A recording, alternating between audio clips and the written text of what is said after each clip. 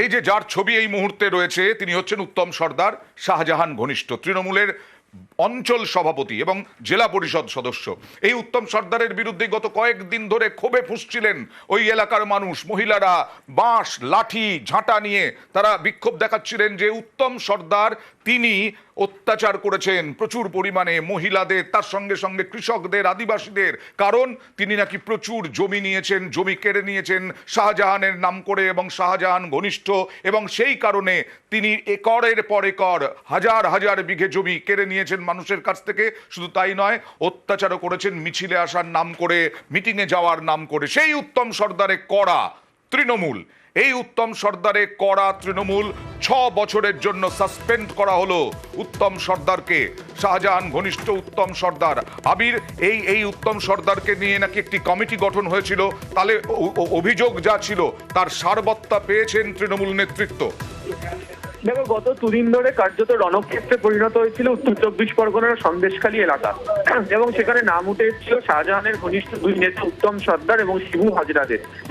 আজকে কিছুক্ষণ আগেই ধর্ণা মঞ্চ থেকে উত্তম সর্দারকে সাসপেন্ড করার ঘোষণা করেন পার্থ ভৌমিক, এবং তার কারণ হিসাবে তিনি জানান যে উত্তমের বিরুদ্ধে মানুষের সঙ্গে খারাপ ব্যবহারের যে অভিযোগ, সেই অভিযোগের সত্যতা পাওয়া গিয়েছে। তারই প্রেক্ষিতে অভিষেক বন্দ্যোপাধ্যায়ের নির্দেশে সাসপেন্ড করার সিদ্ধান্ত নেওয়া হয়েছে। সূত্রের খবর, সূত্র যেটা জানতে পারা যাচ্ছে সেটা হচ্ছে যে গতকাল রাত্রিবেলা অভিষেক বন্দ্যোপাধ্যায় তিনি ডেকে পাঠিয়েছিলেন সুজিত বসু, নারায়ণ গোস্বামী, রথীন ঘোষ সহ জেলার বেশ কয়েকজন গুরুত্বপূর্ণ নেতাকে। গত দুদিন ধরে সন্দেশখালী যে ঘটনা ঘটেছিল সেই ঘটনা সম্পর্কে বিস্তারিত তিনি খোঁজ খবর নেন, এবং সেখানে পার্থ ভৌমিকও ছিলেন। এবং সেখানেই হচ্ছে এই যে উত্তম সংক্রান্ত যে অভিযোগ বা শিবু সংক্রান্ত যে অভিযোগ উঠছে সেই সংক্রান্ত বিষয়ে বিস্তারিত খোঁজ খবর নেন। এরই পরিপ্রেক্ষিতে একটি কমিটি তৈরি করে দেওয়া হয়েছিল। সেই কমিটির কেউ কথা বলতে বলেন এলাকায়, এবং সেখান থেকে তারা কথা বলেন, খোঁজ খবর নেন। বিশেষ করে মহিলারা, গ্রামবাসীরা অভিযোগ করতেন। সেই অভিযোগের সত্যতা খুঁজে পাওয়ার প্রেক্ষিতেই উত্তম সর্দারকে 6 বছরের জন্য সাসপেন্ড করার সিদ্ধান্ত নিয়েছে তৃণমূল কংগ্রেস, যা কিছুক্ষণ আগে পার্থ ভৌমিক তিনি ধর্ণা মঞ্চ থেকে ঘোষণা করেছেন। ধন্যবাদ। আর পার্থ ভৌমিক যিনি বলছিলেন, আবির, পার্থ ভৌমিক ঘোষণা করেন, আমাদেরকে কি জানালেন দেখুন।